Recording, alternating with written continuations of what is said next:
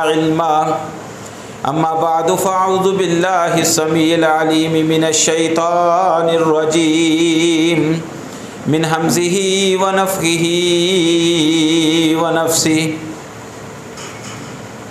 یا بنی اسرائیل اذکروا نعمتی التی انعمت علیکم وانی فضلتکم علی العالمین۔ ہر قسم کی حمد و ثنا اللہ وحدہ لا شریک رب ارض و سما کے لیے ہے۔ لا تعداد بے شمار درود و سلام جناب محمد رسول اللہ صلی اللہ علیہ وسلم کی ذات اقدس پر، جن کو مبعوث فرما کر اللہ تعالیٰ نے ہماری رشد و ہدایت کا بندوبست فرمایا۔ قابل صد احترام بھائیوں بزرگوں، پچھلے 2 خطبات میں فلسطین کے قضیہ کے حوالے سے موضوع چل رہا ہے۔ ایک ایسی ظالم اور غاصب قوم، اس کے ساتھ ہمارا واسطہ پڑا ہوا ہے کہ جو صدیوں سے اس دنیا میں نشیب و فراز کا شکار ہوتی آئی ہے۔ اس کے اوپر بڑے دور گزرے ہیں، لیکن جو اس کی فطرت میں شرارت بازی اور اللہ کی نافرمانی، ظلم اور استبداد، وحشت جو اس کی فطرت میں رچی بسی ہے، وہ کبھی ختم نہیں ہوئی۔ ایسی قوم جس نے انسانیت تو کجا اللہ کے اوپر بھی کیچڑ اچھالنے کی کوشش کی۔ قرآن مجید میں اللہ رب العزت نے ان کا تذکرہ کرتے ہوئے فرمایا ہے کہ وقالت الیہود ید اللہ مغلولہ، یہ ظالم کہتے تھے اللہ کنجوس ہے۔ اور ایک دوسرے مقام پر لقد سمع اللہ قول الذین قالوا ان اللہ فقیر ونحن اغنیاء، یہ کہتے تھے کہ اللہ بھوکا ہے، فقیر ہے، اور ہمارے پاس مال و دولت ہے۔ ایسی قوم جس نے اللہ کے انبیاء کو قتل کیا، ایسی قوم جس نے اللہ کے انبیاء کو تکالیف سے دوچار کیا، جس نے اللہ کی کتابوں کے اندر تحریف کی۔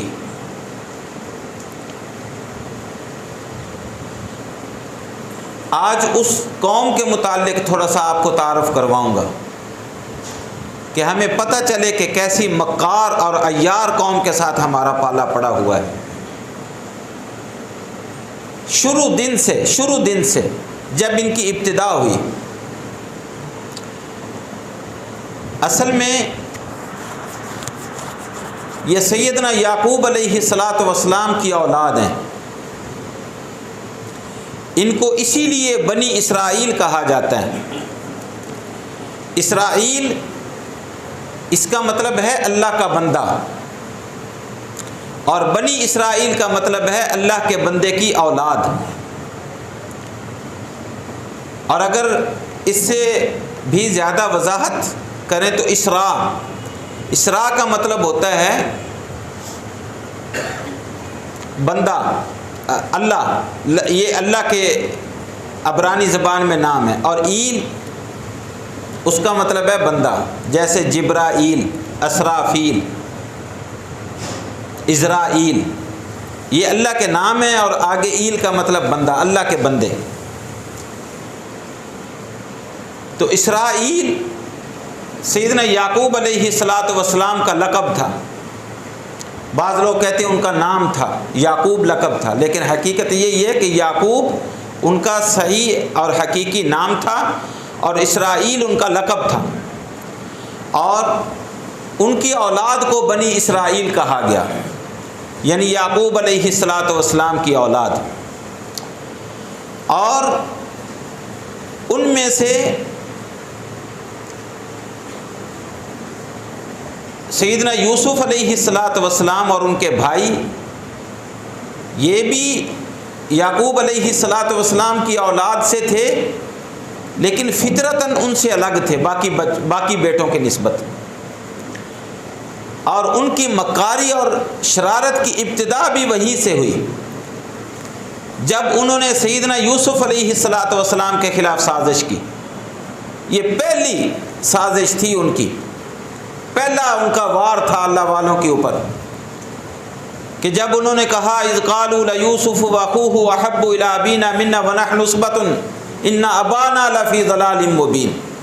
حالانکہ یعقوب علیہ السلام اللہ کے نبی اور پیغمبر تھے، یوسف علیہ السلام تو چلو ابھی اس وقت بچے تھے، ان کو تو نبوت بعد میں ملی، لیکن یعقوب علیہ السلام اس وقت اللہ کے پیغمبر اور نبی تھے، اور انہوں نے دو فضیلتیں، ایک اللہ کے پیغمبر اور نبی تھے، اور دوسرے ان کے باپ تھے، باپ کا مقام۔ انہوں نے اپنے باپ کے متعلق یہ الفاظ بولے ان ابانا لفی ضلال مبین، کہ ہمارا باپ تو راستے سے بھٹکا ہوا ہے۔ یہ پہلا وار تھا اللہ کے کسی نبی پر ان کا۔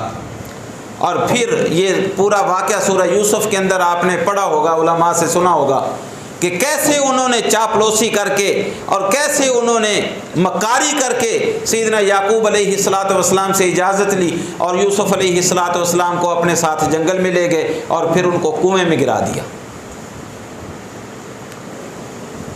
اور پھر روتے ہوئے مکاری سے روتے ہوئے واپس آئے۔ وجاءوا اباهم عشاء يبكون، روتے ہوئے رات کو واپس آئے۔ قالوا یا ابانا انا ذهبنا نستبق وتركنا يوسف عند متاعنا فاكله الذئب وما انت بمؤمن لنا ولو كنا صادقين۔ انداز دیکھیں ان کا بات کرنے کا کہ بھیڑیا کھا گیا، ہم سچے بھی ہوئے تو کون سا آپ نے ہماری بات مان لینی ہے، روتے ہوئے آ گئے۔ اور پھر اس کے بعد تو پورا ایک تسلسل ہے، صحیح پالا ان کے ساتھ سیدنا موسیٰ علیہ السلام کو پڑا، شروع دن سے لے کر آخر دن تک کوئی دن ایسا نہیں کہ اللہ کے اس برگزیدہ پیغمبر کو ان ظالموں نے نہ ستایا ہو۔ حالانکہ جتنے اس قوم کے اوپر سیدنا موسیٰ علیہ السلام کے احسانات تھے شاید کسی اور کے نہ ہوں، سب سے پہلا احسان ان کے اوپر یہ کیا موسیٰ علیہ السلام نے کہ ان کو فرعون کے عذاب سے نجات دلائی۔ رات کو لے کر ان کو نکلے، آگے دریا آ گیا، سمندر آ گیا۔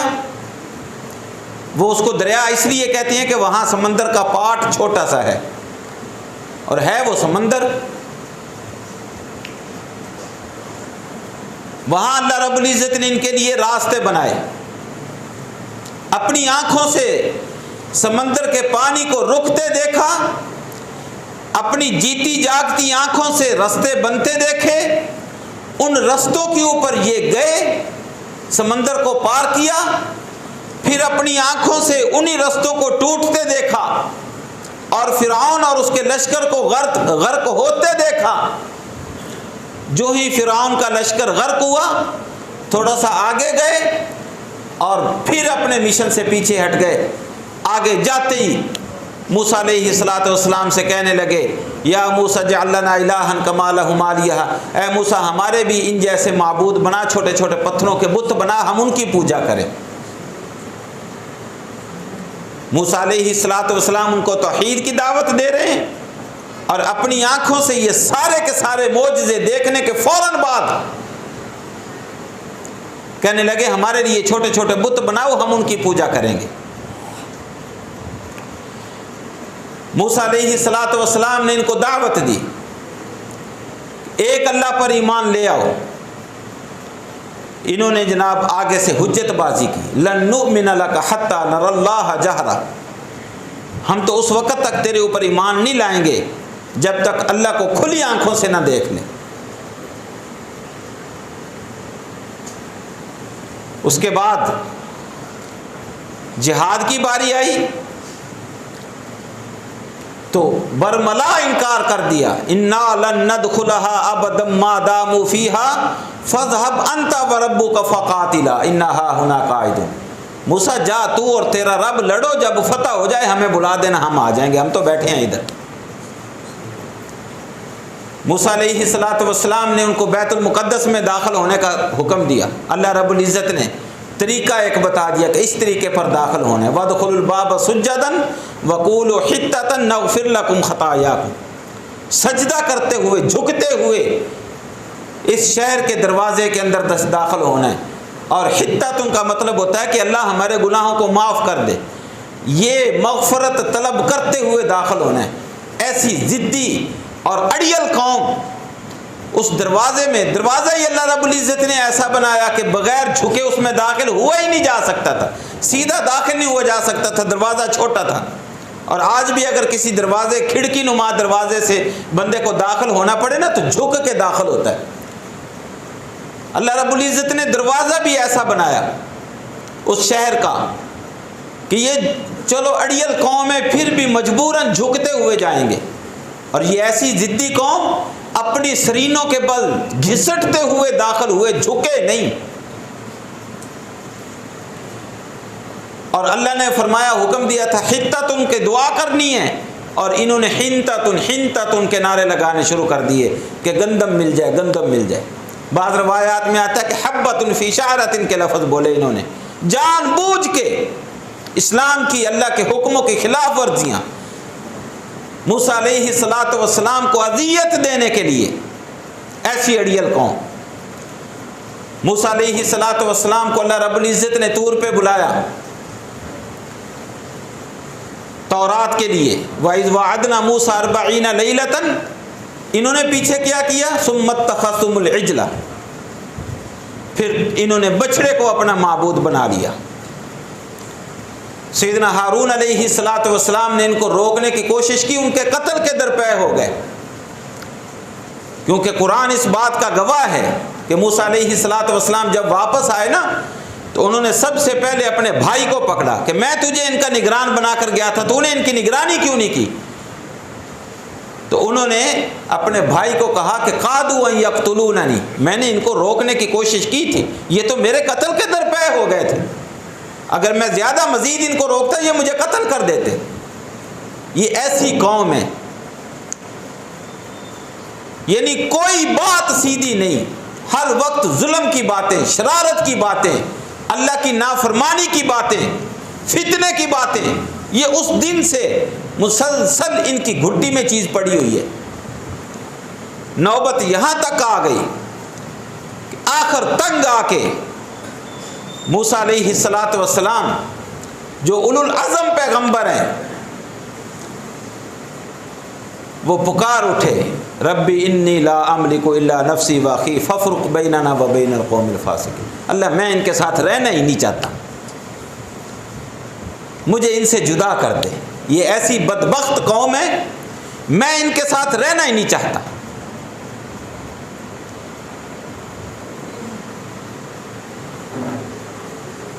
اللہ رب العزت نے ان کو سزا دینے کے لیے طور پہاڑ کو ان کے اوپر مسلط کر دیا۔ وَإِذْ أَخَذْنَا مِيثَاقَكُمْ وَرَفَعْنَا فَوْقَكُمُ الطُّورَ خُذُوا مَا آتَيْنَاكُمْ بِقُوَّةٍ وَاذْكُرُوا مَا فِيهِ لَعَلَّكُمْ تَتَّقُونَ۔ طور پہاڑ کو ان کے اوپر جب جھکایا، مسلط کیا کہ ابھی یہ کچل دیے جائیں گے، مفسرین نے لکھا ہے کہ یہ سجدے میں پڑے ہوئے اللہ سے معافیاں مانگ رہے تھے، اور سجدے میں پڑے پڑے کانی آنکھ کر کے اوپر دیکھتے تھے پہاڑ ابھی ہے یا چلا گیا۔ یہ ایسی قوم ہے۔ عیسیٰ علیہ السلام کے ساتھ انہوں نے کیا کیا، ہر طرح کی مخالفت، ہر طرح کی اذیتیں، اور آخرکار قتل کرنے کے درپے ہو گئے۔ اور انہوں نے پھر نعرہ لگا دیا، انا قتلنا المسیح عیسی ابن مریم رسول اللہ، یہ تو اللہ رب العزت نے فرمایا وما قتلوہ وما صلبوہ ولکن شبہ لہم، یہ تو اللہ نے اپنی قدرت سے عیسیٰ علیہ السلام کو اپنے پاس اوپر اٹھا لیا، اور انہی کے ایک بندے کو عیسیٰ علیہ السلام کی شبیہ دے کے قاتل مقتول بنا دیا اور یہ اس کے قاتل ہو گئے۔ انبیاء کے ساتھ انہوں نے یہ سلوک کیا، اور ہر دور میں اللہ رب العزت نے ان کو ذلیل و رسوا بھی کیا۔ ایسے یہ مغضوب قوم نہیں ہے۔ قرآن میں ہم پڑھتے ہیں نا سورۃ فاتحہ میں غیر المغضوب علیہم ولا الضالین، یہ مغضوب قوم ہے، اللہ کا غضب ان کے اوپر ہوا ہے۔ قرآن مجید میں ان کے متعلق اللہ رب العزت فرمایا وباءوا بغضب علی غضب، کہ پے در پے اللہ رب العزت کی طرف سے ان کے اوپر عذاب نازل ہوتے رہے، پھر بھی یہ سمجھنے والی قوم نہیں تھی، حتیٰ کہ اللہ رب العزت نے ان کے اوپر یہ عذاب مسلط کیا کہ تلواریں نکال لو اور خود اپنے آپ کو قتل کرو۔ انہوں نے خود اپنے آپ کو، اپنے بیٹوں کو قتل کیا۔ کبھی یونان کے حکمرانوں کی طرف سے ان کے اوپر عذاب مسلط ہوا۔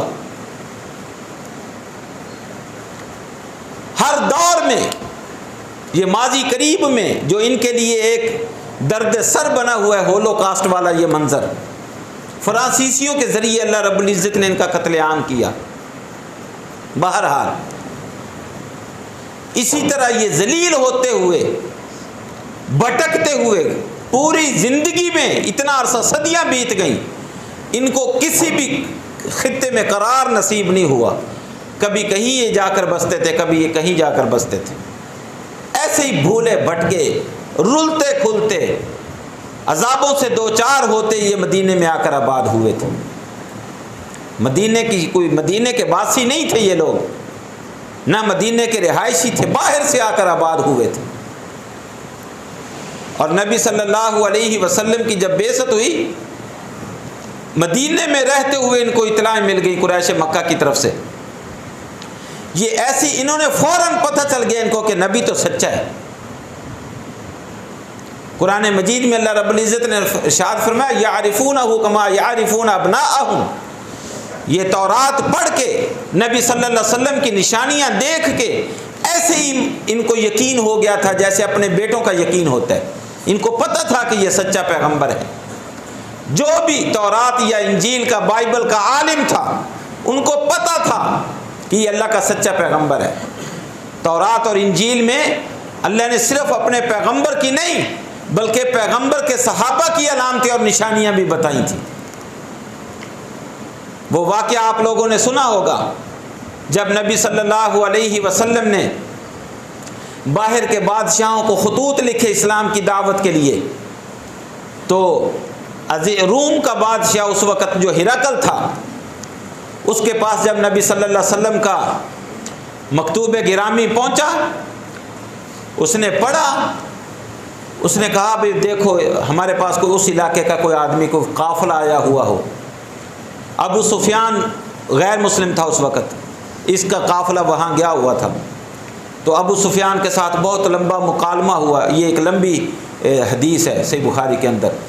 تو اینڈ پہ آ کے اس بندے نے کیا، اس ہرقل نے، روم کے بادشاہ نے کیا نتیجہ نکالا؟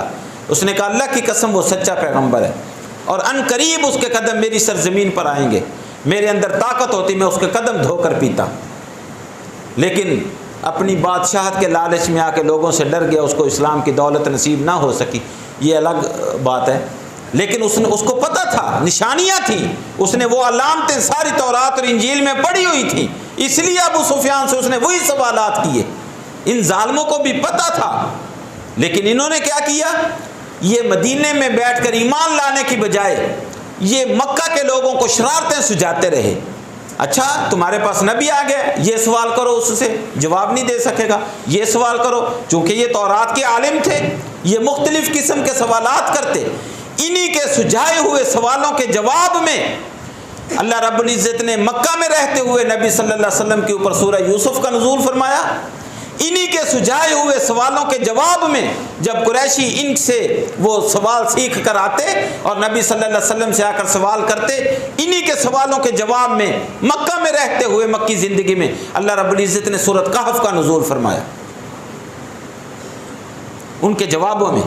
یہ ایسے ظالم تھے کہ ان کو سوال سکھاتے تھے، ان کو شرارتیں سکھاتے تھے کہ یہ کرو یہ کرو وہ کرو، خود ایمان نہیں لائے۔ اور اہل اسلام سے نفرت کرنے والے لوگ جب نبی صلی اللہ علیہ وسلم مدینے میں تشریف لے گئے تو ان کے بہت بڑے عالم، تورات کے بہت بڑے عالم حضرت عبداللہ بن سلام رضی اللہ تعالی عنہ، ان کو پتہ چلا کہ ایک شخص مکے سے آیا ہے، وہ کہتا ہے میں نبی ہوں۔ چونکہ وہ تورات کے عالم تھے، انہوں نے کہا یہ تو مسئلہ ہی کوئی نہیں، ابھی پتہ چل جاتا ہے، میں سوالات ہی ایسے کروں گا کہ نبی کے سوا اس کا کوئی جواب دے ہی نہیں سکتا۔ یہ بھی صحیح بخاری میں واقع ہے۔ نبی صلی اللہ علیہ وسلم کھجوروں کے ایک باغ میں موجود تھے، عبداللہ بن سلام آ گئے اور آ کے کہنے لگے کہ ہاں جی آپ کہتے ہیں میں اللہ کا نبی ہوں؟ آپ نے فرمایا ہاں میں اللہ کا نبی ہوں۔ اس نے 2-3 سوالات کیے، نبی صلی اللہ علیہ وسلم نے جواب دیے، وہ فوری طور پر کہتے ہیں اشہد ان لا الہ الا اللہ وان محمد رسول اللہ۔ جس کو اللہ اس اسلام کی ایمان کی دولت دے دے، یہودیوں کے عالم تھے۔ اب اگلی بات جو میں کرنا چاہتا ہوں وہ سنیے۔ اسلام قبول کرنے کے بعد کہتے ہیں اللہ کے رسول، ہماری جو یہودی قوم ہے نا، پرلے درجے کی ہٹ درم، ضدی اور جھوٹی اور مکار قوم ہے۔ یہ عبداللہ بن سلام کے الفاظ ہیں۔ آپ اس طرح کیجئے، اگر آپ نے ان کو بتا دیا کہ میں مسلمان ہو چکا ہوں، اگرچہ وہ میرا احترام کرتے ہیں، اگر آپ نے ان کو بتا دیا کہ میں مسلمان ہو چکا ہوں تو وہ میرے متعلق آپ کو بہت بری باتیں بتائیں گے۔ آپ نے فرمایا چلو کچھ دیکھتے ہیں، کر لیتے ہیں۔ آپ نے ان کے بڑے بڑے زعماء کو بلوا لیا، عبداللہ بن سلام کو اندر کمرے میں چھپا دیا کہ آپ اندر کمرے میں چھپ جاؤ۔ آ گئے، ہاں جی ہم تو نہیں مانتے آپ کو اللہ کا نبی، انکار کر دیا۔ آپ نے فرمایا اچھا تمہارے اندر کوئی عبداللہ بن سلام ہے؟ انہوں نے کہا جی ہے، ہوا سیدنا ابن سیدنا ہوا کریم ابن کریم، وہ تو ہمارا سردار ہے، ہمارے سردار کا بیٹا ہے، اس جیسا تو ایماندار اچھا اور بھلا آدمی ہماری قوم میں، پوری قوم میں نہیں ہے۔ اچھا جب یہ باتیں کی آپ نے اندر سے آواز دے دی آ جاؤ بھائی۔ عبداللہ بن سلام رضی اللہ تعالیٰ عنہ باہر تشریف لائے اور ان کے سامنے دوبارہ کلمہ پڑھ لیا۔ اب ان کا انداز دیکھیے، بیٹھے بیٹھے اسی جگہ پر کہتے ہیں اچھا آپ اس عبداللہ بن سلام کی بات کر رہے تھے، ہوا شرنا ابن شرنا، اس جیسا بدترین اور اس کے باپ جیسا بدترین پوری قوم میں نہیں ہے۔ بیٹھے بیٹھے مکر گئے، یہ ایسی قوم ہے۔ عبداللہ بن سلام رضی اللہ تعالی عنہ عرض کیا اللہ کے رسول یہی وہ ڈر تھا جو میں آپ کے سامنے پیش کر رہا تھا، یہ ایسی قوم ہے۔ آخر ان کو مدینے سے نکال دیا گیا، یہ پھر خیبر میں آباد ہو گئے، پھر خیبر فتح کر لیا رسول اللہ صلی اللہ علیہ وسلم نے، اور پھر یہ گڑ گڑائے کہ ہمیں یہاں سے نہ نکالیے، ہم بٹائی پر آپ کی زمینیں کاشت کریں گے۔ نبی صلی اللہ علیہ وسلم نے فرمایا چلیں ٹھیک ہے، میں آپ کو اس وقت تک رکھتا ہوں جب تک اللہ آپ کو رکھے گا۔ اور پھر بھی ان کی شرارتیں رکی نہیں، جو کوئی صحابی وہاں جاتا یہ دھوکے سے قتل کر دیتے، حتیٰ کہ سیدنا عمر بن خطاب رضی اللہ تعالی عنہ کے دور خلافت میں ان کی شرارتیں بڑھ گئیں، بندہ بندہ شکایت کرنے لگا، حتیٰ کہ سیدنا عبداللہ بن عمر ان کے اپنے صاحبزادے اپنی زمین کا حصہ لینے کے لیے گئے اور ان کے بازو بھی توڑ دیے، ان کے ٹانگیں بھی توڑ دی۔ عبداللہ بن عمر جیسا صحابی بھی ایسے نہیں، وہ بھی صحابہ کے سرداروں میں سے تھے۔ پھر عمر رضی اللہ تعالیٰ عنہ نے صحابہ سے مشورہ کیا اور ان کو نکالا وہاں سے، خیبر سے بھی، اور بڑے دور کے علاقے میں جا پھینکا۔ تو میرے بھائی یہ ایسی بدترین قوم ہے، اور تب سے لے کر آج تک یہ شرارتیں ہی کرتے آ رہے ہیں، شرارتیں ہی کرتے آ رہے ہیں۔ ان کا سب سے بڑا مقصد یہ ہوتا ہے کہ مسلمانوں کے خلاف عیسائیوں کو ابھارو، مشرکوں کو ابھارو اور ان کے اوپر حملے کرواؤ۔ مشرکین ان کے سب سے بڑے ہم نوا ہیں۔ آپ کو امریکہ سے، برطانیہ سے، یورپ سے ان کے خلاف کبھی نہ کبھی آواز اٹھتی ہوئی نظر آئے گی۔ حکمران نہیں تو عوام احتجاج کرتے ہیں۔ ہندوستان سے کبھی ان کے خلاف آپ کو احتجاج نظر نہیں آئے گا، اس لیے کہ وہ یہودی ہیں یا مشرک ہیں۔ اللہ رب العزت نے ان کا گٹھ جوڑ بنایا ہے۔ تو یہ ان کی پرانی تاریخ اور پرانی روش ہے، اور اسی روش کے تحت انہوں نے بیت المقدس کے اوپر قبضہ کیا اور عرب علاقوں کے اوپر قبضہ کرنے کے سوچ رہے ہیں، اور ان کا مستقبل میں پورا نقشہ بنا ہوا ہے۔ پہلے چھپی چھپائی بات تھی، اب تو انہوں نے سر عام اقوام متحدہ میں پیش کر دیا وہ گریٹر اسرائیل کا نقشہ، یہ ہمارا نقشہ ہے۔ اللہ اکبر۔ اور مستقبل میں ان کے نصیب میں وہی ذلت اور رسوائی ہے جو ماضی میں ان کا نصیب بنتی آ رہی ہے۔ یہ اللہ کے غضب کا نشانہ بننے والے ہیں۔ ہماری تو یہ دعا ہے کہ اللہ ہمیں وہ سعادت نصیب فرمائے۔ اور مسجد اقصیٰ، یہ پچھلے خطبہ میں نے آپ کو اس کی تاریخی حیثیت بتائی تھی کہ یہ سیدنا سلیمان علیہ السلام سے پہلے کی بنی ہوئی ہے، اور اکثر علماء کا موقف یہ کہ آدم علیہ السلام نے یہ مسجد بنائی تھی۔ پہلے انہوں نے مسجد الحرام بنائی، اس کے 40 سال کے بعد مسجد اقصیٰ بنائی۔ سیدنا سلیمان علیہ السلام نے تو انہی بنیادوں کے اوپر دوبارہ کھڑا کیا، اور پھر یہ انبیاء کا مسکن رہی، حتیٰ کہ نبی صلی اللہ علیہ وسلم کے دور مقدس میں یہ عیسائیوں کے کنٹرول میں تھی، لیکن جب فتوحات کا سلسلہ شروع ہوا تو مسجد اقصیٰ تب عیسائیوں کے قبضے میں تھی۔ سیدنا عمر رضی اللہ تعالی عنہ کے دور میں بیت المقدس کو فتح کیا گیا، اور بغیر لڑائی کے فتح کیا گیا۔ جب مسلمانوں کا لشکر فتوحات کرتا کرتا کرتا بیت المقدس کے دروازے پر پہنچا تو وہاں بیت المقدس کی حفاظت، ویسے تو شکست کھاتے رہے عیسائی ہر جگہ پر، ان کے قدم ٹک نہیں سکے، لیکن بیت المقدس چونکہ ان کے لیے مقدس مقام کی حیثیت رکھتا تھا، اس لیے انہوں نے لڑنے مرنے کا فیصلہ کر لیا اور محصور ہو گئے۔ اور مسلمانوں کے جو سپہ سالار تھے ان کو انہوں نے ایک خط لکھا، انہوں نے کہا ہمیں پتہ ہے کہ ہم تورات اور انجیل کے عالم ہیں، ہمیں پتہ ہے کہ تم سچے ہو اور بیت المقدس تمہارے قبضے میں آئے گا، اگر لینا چاہتے ہو تو امن کے ساتھ دینے کے لیے تیار ہیں، اگر لڑ کے لینا چاہتے ہو تو لڑ کے لے لو، پھر مر جائیں گے، پیچھے نہیں ہٹیں گے۔ مجلس شورا بیٹھ گئی، انہوں نے کہا اگر لڑائی کے بغیر، قتل و غارت گری کے بغیر ملتا ہے تو لے لیتے ہیں۔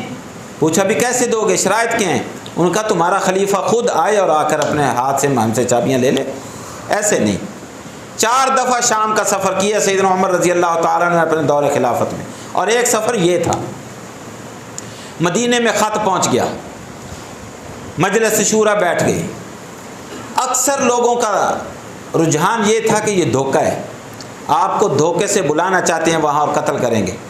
ان کو پتہ ہے کہ عمر کے ہوتے ہوئے ہماری دال نہیں گلتی، اس لیے وہ آپ کو قتل کرنے کی سازش کر رہے ہیں۔ سیدنا عمر رضی اللہ تعالی عنہ نے، ان کا عقیدہ تھا، انہوں نے کہا جو وقت میرا لکھا ہوا ہے وہ ٹل نہیں سکتا، اور جہاں لکھا ہوا ہے وہاں سے بھی نہیں ٹل سکتا، لیکن میں خون خرابے کا حامی نہیں ہوں۔ یہ اسلام کی دعوت ہے، یہ اسلام کی تعلیم ہے۔ اسلام خون خرابے کا مذہب نہیں ہے۔ یہ جو آج کل الزام، یہ لبرل قسم کے لوگ الزام لگاتے ہیں جی جنگیں ہوئیں اور جنگوں کے ذریعے اسلام کو غالب کیا گیا، کتنی جنگیں ہوئیں؟ نبی صلی اللہ علیہ وسلم کی پوری زندگی میں 28 جنگیں ہوئیں جن میں نبی صلی اللہ علیہ وسلم نے شرکت کی۔ ان 28 جنگوں میں ٹوٹل اگر مقتولین کا مسلمان اور کافروں کے مقتولین کا اندازہ لگایا جائے 10,000 سے تعداد نہیں بڑھتی. یہ 1 گھنٹے کے اندر لاکھوں مسلمانوں کو لقمہ اجل بنا دیتے ہیں بمباری کر کے، اور باتیں کرتے ہیں اسلام کے اوپر. سیدنا عمر رضی اللہ تعالی عنہ نے فرمایا میں تو جاؤں گا، اور ایک غلام کو لے کر ساتھ چل پڑے. باری باری اونٹ کے اوپر سواری کرتے. یہ واقعہ آپ لوگوں نے سنا ہے، پڑھا ہے. وہاں جب پہنچے مسلمانوں نے بتایا بھی ہمارے خلیفۃ المسلمین تشریف لا رہے ہیں، امیر المومنین آ رہے ہیں. انہوں نے وہاں کتابیں کھول لی اپنی، ایک نظر کتاب پر، ایک خلیفے پر، ایک نظر کتاب پر. اب اتفاق یہ تھا کہ جب اس منزل تک پہنچے جہاں آگے پڑاؤ کرنا تھا تو وہاں سواری کی باری آ گئی غلام کی، اور پیدل چلنے کی باری آ گئی امیر المومنین کی. غلام نے بڑا زور لگایا کہ امیر المومنین ہم ان کے سامنے جا رہے ہیں، کیا آپ کیا کر رہے ہیں، کہ کیا ویلیو رہ جائے گی ہماری؟ کوئی نہیں، میں جوان بندہ ہوں، کتنا سفر ہے، میں پیدل چل پڑوں گا، میں ہبہ کرتا ہوں اپنی باری، آپ سواری پر سوار ہو جائیں. فرمایا نہیں، ایسے تو نہیں ان کو عدل کا حاکم کہا جاتا، ایسے ہی تو نہیں فاروق اعظم کہا جاتا. فرمایا نہیں، میری شان میں کیا فرق پڑ جائے گا اگر میں اونٹ کی مہار پکڑ کر ان کے سامنے جاؤں؟ میری کو ان کے سامنے میں نے اپنا آپ دکھانا ہے، ان کو اللہ کو کیا منہ دکھاؤں گا؟ اس لیے اونٹ کے اوپر غلام بیٹھا، خلیفۃ المسلمین، وہ اونٹ کی مہار پکڑے آ رہے ہیں. اب ان کو کیا پتا اس چیز کا؟ انہوں نے تو اونٹ والے کو دیکھا، کہا نہیں چابیاں نہیں دیں گے، یہ تمہارا امیر المومنین ہو ہی نہیں سکتا، چابیاں نہیں دیں گے. نشانیاں تھیں، میں نے آپ کو پہلے بتایا نا کہ آسمانی کتابوں پر صرف نبی صلی اللہ علیہ وسلم کی نہیں بلکہ آپ کے صحابہ کی علامات اور نشانیاں بھی اللہ نے نازل فرمائی تھیں. مسلمانوں نے دیکھا کہ یہ چکر کیا دیکھ رہے ہیں. انہوں نے کہا بھائی جس کو دیکھ رہے ہو وہ ہمارے امیر المومنین کا غلام اور خادم ہے، جو مہار پکڑ کے آ رہا ہے، ذرا اس کو تو دیکھو.